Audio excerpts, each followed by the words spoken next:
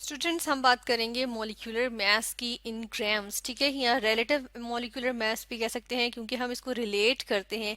किससे रिलेट करते हैं? हम इसको रिलेट करते हैं कार्बन से। ठीक है, कार्बन 14 से, ठीक है, सॉरी कार्बन 12 से करते हैं। ठीक है, कार्बन 12 से हम इसको रिलेट करते हैं, कार्बन 12 C12। ठीक है, और कार्बन 12 क्यों कहते हैं? 12 जो होता है इसके total number of protons plus neutrons होते हैं जो कार्बन के एटम में होते हैं। ठीक है, या कार्बन के न्यूक्लियस में हम कह सकते हैं स्पेसिफिकली। ठीक है, और सी इसका सिंबल आ गया कार्बन का। अब इससे क्यों हम करते हैं? क्योंकि अगर हम इसका एटॉमिक मास देखें तो वो क्या होता है, वो हमारे पास होता है एग्जैक्टली 12.00। ठीक है, इसको हम थोड़ा सा यहाँ पर करके लिखेंगे ताकि हम इसका यूनिट भी साथ लिख सकें। ठीक है, इसको हम इधर कर लेते हैं, यहाँ पर आ जाएगा। ठीक है, और साथ में हम लिखते हैं कि ये आता है AMU। ठीक है, AMU होता है।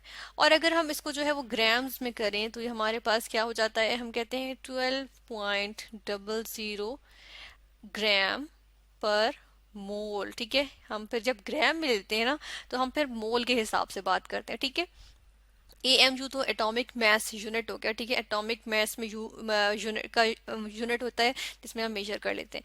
और 12 ग्राम्स पर मोल जो है वो हमारे पास किस तरह से आता है कि ये हम एक मोल में, एटॉमिक मास यूनिट से हम एक मोल में निकालते हैं तो हमारे पास आ जाता है 12 ग्राम्स। ठीक है, एक मोल में 12 ग्राम्स होते हैं C12 के, एग्जैक्टली 12 ग्राम्स होते हैं। ठीक है, तो हम देखते हैं कि हम इसी से मेजर करते हैं, इसी के रिस्पेक्ट से जो है वो हम डिफरेंट एटम्स के निकालते हैं। ठीक है, डिफरेंट एटम्स हमारे पास आ जाते हैं, जिस तरह से हमारे पास आ गया क्लोरीन होता है। ठीक है, इसी के अलावा हमारे पास और क्या होता है, हमारे पास जो है वो हाइड्रोजन हो गया, ऑक्सीजन हो गया। ठीक है ना, और जितने भी एलिमेंट्स उन तमाम के जो हमने एटॉमिक मास निकाले थे, जैसे प्रीवियस वीडियो में हमने देखा ही था। ठीक है ना, कि हमने किस तरह से एटॉमिक मास निकाले थे इनके रिस्पेक्ट से, यानी कि कार्बन 12 के रिस्पेक्ट से। ठीक है, क्योंकि हम इसका एक्यूरेटली 12 ले लेते हैं। फिर हम ये देख लेते हैं कि मॉलिक्यूलर मास क्या होता है, हम इससे मॉलिक्यूलर मास किस तरह निकालते हैं। अब जिस तरह से मॉलिक्यूलर मास को हमने निकालना हो, किस में से? एटॉमिक मास से। इनके तो एटम्स है ना, तो एटम्स में से मॉलिक्यूलर मास कैसे आएगा, उसको हम किस तरह से निकालते हैं? उसको हम इस तरह से निकालते हैं कि अब मॉलिक्यूल क्या होता है कि ग्रुप ऑफ एटम्स होते हैं जो कि केमिकली कंबाइंड होते हैं। ठीक है ना, या हम कहते हैं कि बॉन्ड बनाया हुआ था उन्होंने। जिस तरह से अब हम ले लेते हैं हाइड्रोजन का और ऑक्सीजन का ले लेते हैं H2O, इसको हम कहते हैं वाटर। ठीक है, अब इसको हमने अगर इसका मॉलिक्यूलर मास निकालना हो, हम यहाँ पे लिख देते हैं कि मॉलिक्यूलर मॉलिक्यूलर मास। ठीक है, किस चीज का? वाटर का। ठीक है, या H2O का। ठीक है, अब वो हम निकाल रहे हैं, और हम किस तरह से निकालते हैं, हम इसको अलहदा अलहदा कर लेते हैं।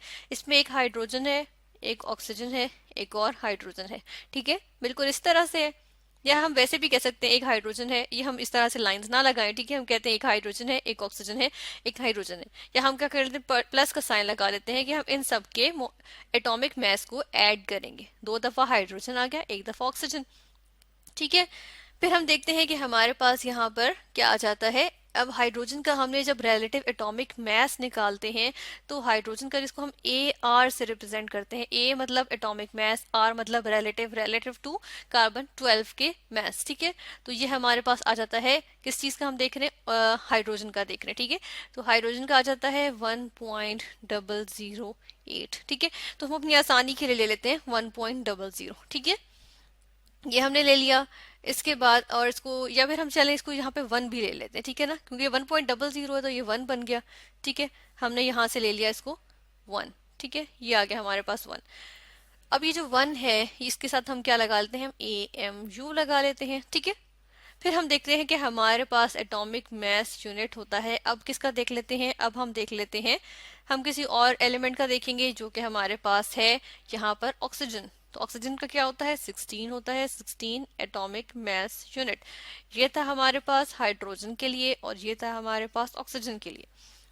अब इन्हीं के मुताबिक हम इनको यहाँ पे ऐड करते हैं, यानी कि हमारे पास हाइड्रोजन का आया 1। ठीक है, प्लस ऑक्सीजन का कितना है 16, प्लस एक और हाइड्रोजन का 1 मेक्स हाउ मच, ये होता है 18 AMU। ठीक है, ये हमारे पास आ गए 18 एटॉमिक मास यूनिट। ठीक है, तो हम देख रहे हैं कि जो 18 एटॉमिक मास यूनिट है ये मॉलिक्यूलर मास है, जो इसको हम रिप्रेजेंट करते हैं MR से, रिलेटिव मॉलिक्यूलर मास को MR से रिप्रेजेंट करते हैं। ठीक है, तो हम यहाँ पे लिखेंगे MR जो हमारे पास आया है किसका, H2O का, ठीक है। H2O का हमारे पास आया है, वो क्या है, वो यहाँ पर हमारे पास आ गया 18 एटॉमिक मास यूनिट, ठीक है। फिर हम ये देखेंगे कि एटॉमिक मास यूनिट को हमने ग्राम्स में लेके जाना है, ठीक है। तो ग्राम्स में लेके जाने के लिए हम क्या कहते हैं कि हम कहते हैं कि 1 AMU, ठीक है, ये किसके बराबर होता है, ये बराबर होता है 1 डिवाइडेड बाय 6.022 एक्सपोनेंशियल 23, ठीक है। अब ये कौन सी वैल्यू आ गई हमारे पास, ये हमें पता है कि कौन सी वैल्यू है, ये हमारे पास है एवोगैड्रोस नंबर ऑफ पार्टिकल्स जो कि एक मोल में होते हैं, ठीक है। यानी कि हम कह सकते हैं 6.022 एक्सपोनेंशियल 23 को हम कहते हैं एवोगैड्रोस नंबर, जो कि हम इस तरह रिप्रेजेंट करते हैं, ठीक है। और एवोगैड्रोस नंबर ऑफ पार्टिकल्स का मतलब है कि हमारे पास है एक मोल, ठीक है। एक 1 Na, यानी कि अगर हम यहाँ पर लिखते हैं कि हमारे पास होता है कि अगर 1 Na है, ठीक है, तो उसका मतलब क्या होता है, वो हमारे पास होता है 1 मोल, ठीक है। 1 मोल किस चीज का, कोई भी चीज हो, एटम हो, मॉलिक्यूल हो, कंपाउंड हो, ठीक है ना। तो उसका जो है वो एक number of Avogadro's, 1 Avogadro's number of particles मतलब 1 मोल, ठीक है। तो हम यहाँ पर कह सकते हैं 1 डिवाइडेड बाय मोल, ठीक है, 1 मोल, ठीक है। ये इस तरह से आ गया, जिसके लिए हमने जो है वो बीच में ये चीज पुट की है कि 1 Avogadro's number is equal to 1 mole, ठीक है। फिर उसके बाद हम ये देख लेते हैं कि अब ये कन्वर्ट किस तरह से होगा। जिस तरह से मेरे पास है 18 AMU, ठीक है ना, 18 AMU है मेरे पास, तो हम यहाँ पर लिखेंगे कि इसकी जगह हम 1 की जगह लिख देते हैं 18, ठीक है, AMU, ठीक है। या फिर हम इस तरह भी कर लेते हैं कि हम इसको जो है वो मल्टीप्लाई बाय 1, अब यहाँ पर 18 को मल्टीप्लाई कर लें, ठीक है, 1 AMU, ठीक है।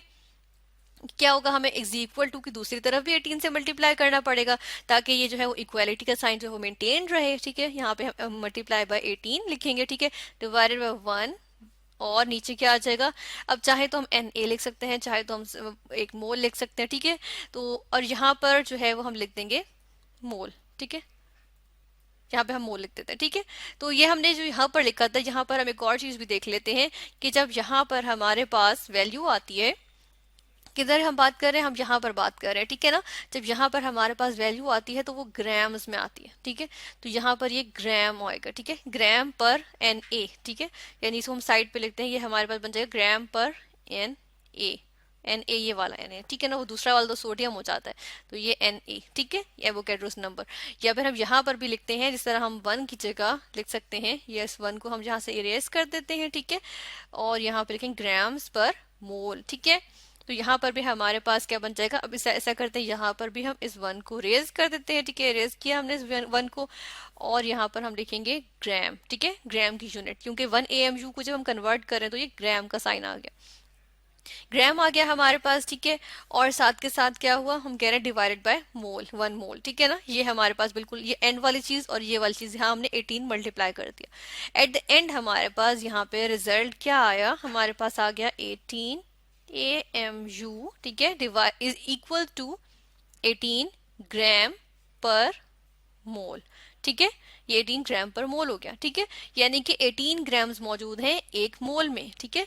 जिसको हम इस तरह से भी लिख सकते हैं कि अगर हम एक और तरह से लिखते हैं कि अब ये हमारे पास बन गया 1 मोल की, हमारे पास जो है वो बात आ गई। अब मोल क्या होती है, क्योंकि हमें मॉलिक्यूल कंपाउंड्स, ठीक है ना, एक कंपाउंड हम एक मॉलिक्यूल उठाएं H2O का, वो तो हमें नजर नहीं आएगा, हमें तो पूरा पानी नजर आएगा, ठीक है, एक मॉलिक्यूल नहीं नजर आएगा। तो हम इसलिए हम मोल में बात करते हैं, जिसमें हम कहते हैं एक मोल के अंदर क्या होता है, एक मोल के अंदर हमारे पास वाटर का क्या होगा, हम बात कर रहे हैं H2O की, ठीक है। या चलो ऊपर हम लिखते हैं यहाँ पर फॉर H2O, एक मोल का मतलब है कि हमारे पास क्या है, हमारे पास 6.022 एक्सपोनेंशियल 23 नंबर ऑफ NO लिखते हैं नंबर के लिए, ऑफ वाटर मॉलिक्यूल्स है, ठीक है, H2O के मॉलिक्यूल्स हैं, ठीक है, ये मॉलिक्यूल्स हैं। और इसको हम यहाँ पर लिखते हैं, ये किस चीज के इक्वल है, ये हमारे पास यहाँ इक्वल आ जाता है 18, ठीक है ना, 18 ग्राम्स के इक्वल आ जाता है, ठीक है, ग्राम्स ऑफ वाटर मॉलिक्यूल्स, ठीक है, वाटर मॉलिक्यूल्स आ गया फिर से, ठीक है।